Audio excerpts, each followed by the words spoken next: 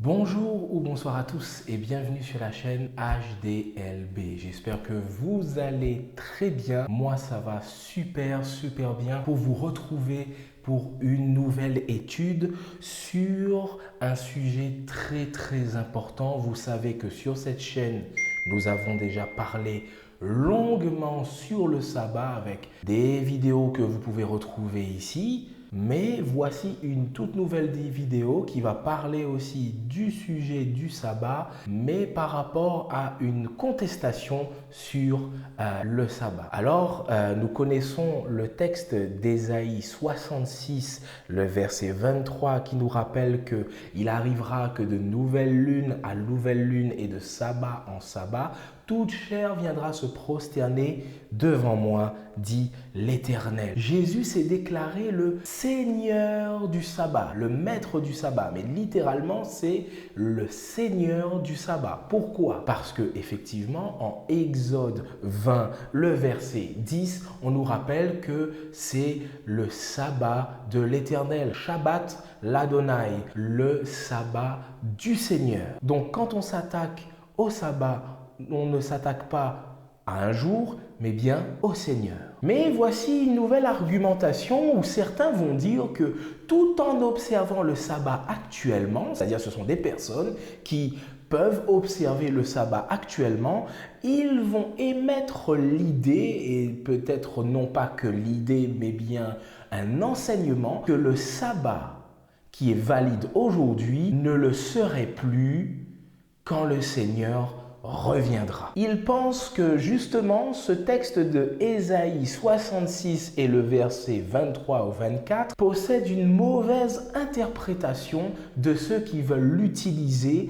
pour dire que le sabbat est toujours d'actualité. Justement, pour aller un peu plus dans le texte et pour comprendre ce qu'ils disent et pour essayer de répondre un peu à tout cela, allons dans le texte biblique et faisons justement la lumière sur tout cela. Prenons ensemble le texte d'Apocalypse chapitre 21, les versets 23 à 25.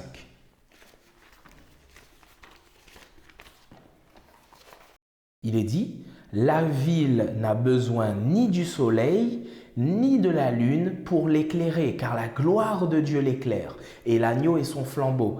Les nations marcheront à sa lumière, et les rois de la terre y apporteront leur gloire. Les portes ne se fermeront point le jour, car il n'y aura pas de nuit. » Donc avec ce texte d'Apocalypse 21, versets 23 à 25, ils vont lancer cette prétention, donc vu que Ésaïe 66, donc le texte que l'on a lu au tout début, parle de nouvelle lune, donc en lien avec le sabbat, donc de nouvelle lune à nouvelle lune, et de sabbat en sabbat, toute chair viendra se prosterner devant moi, dit l'Éternel. Cela ne veut pas dire que le sabbat biblique est un sabbat lunaire. Rien à voir. Ils disent que Apocalypse 21 dit qu'il n'y aura pas de nuit. Alors, le sabbat n'est pas éternel. Ils disent qu'il n'y aura plus de soleil ni de lune. Et donc, en disant qu'il n'y aura plus de soleil ni de lune, le texte d'Apocalypse 66 au verset 23 ou 24 n'est pas un texte à prendre littéralement que de nouvelle lune à nouvelle lune et de sabbat en sabbat toute chair viendra se prosterner devant moi, mais plutôt un texte allégorique, prophétique, symbolique sur la question de l'adoration de Dieu sur la nouvelle terre. Mais ceci est une fausse prétention, mais complètement une fausse prétention. Et ça, nous devons le comprendre. Parce que première chose, sachons que Apocalypse ne dit jamais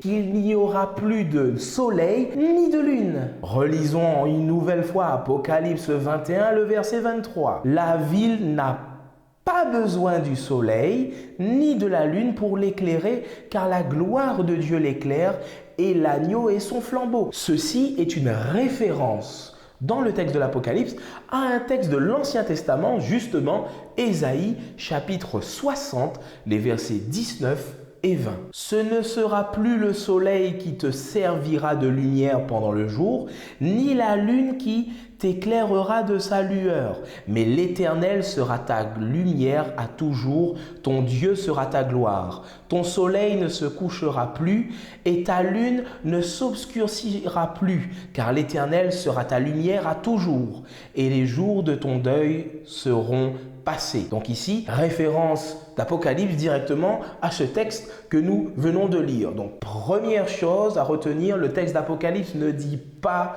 qu'il n'y aura pas de lune ni de soleil, mais le texte d'Apocalypse dit qu'il n'y a pas besoin du soleil ni de la lune et qu'il n'y aura plus de nuit. Deuxièmement, Apocalypse, le livre d'Apocalypse ne dit pas qu'il n'y aura plus de soir. Il dit qu'il n'y aura plus de nuit. Apocalypse 21 au verset 25 nous dit bien « il n'y aura plus de nuit ». Alors peut-être vous allez me dire que nuit et soir, c'est la même chose. Pas vraiment. Les termes ne sont pas les mêmes et ne désignent pas forcément les mêmes choses. Par exemple, en hébreu, le soir se dit « erev » et la nuit se dit Laïla. Et en grec, le soir se dit Estera et la nuit se dit Nux. Et nous pourrions voir justement la différence entre le soir et la nuit et voir que les deux termes ne sont pas forcément équivalents dans le texte de Zacharie, chapitre 14 et le verset 7. Écoutez bien, ce sera un jour unique, connu de l'Éternel, et qui ne sera ni jour ni nuit, mais vers le soir, la lumière paraîtra.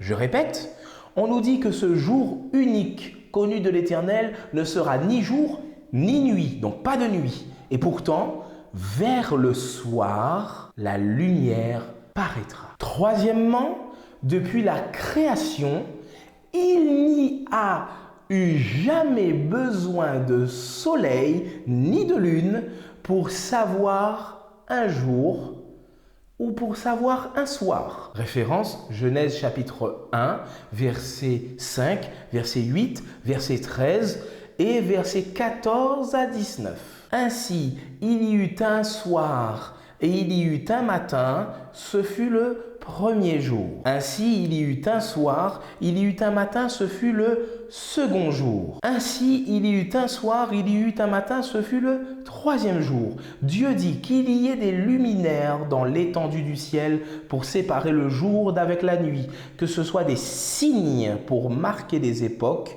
les jours et les années, et qu'ils servent de luminaire dans l'étendue du ciel pour éclairer la terre. Et cela fut ainsi. Dieu fit les deux grands luminaires, le plus grand luminaire pour présider au jour et le plus petit luminaire pour présider à la nuit.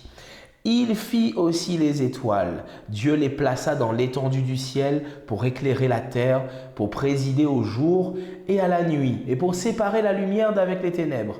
Dieu vit que cela était bon.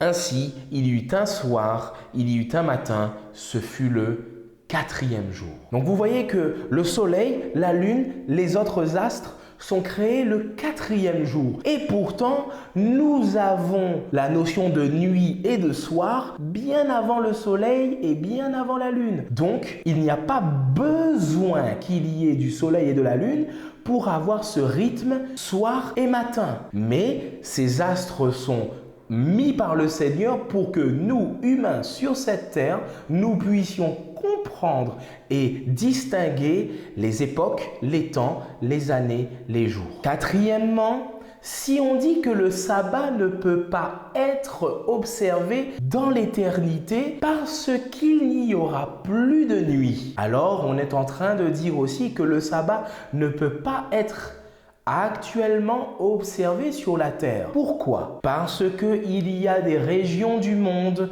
où, pendant un long laps de temps, il n'y a que le soleil, puis il n'y a que la nuit.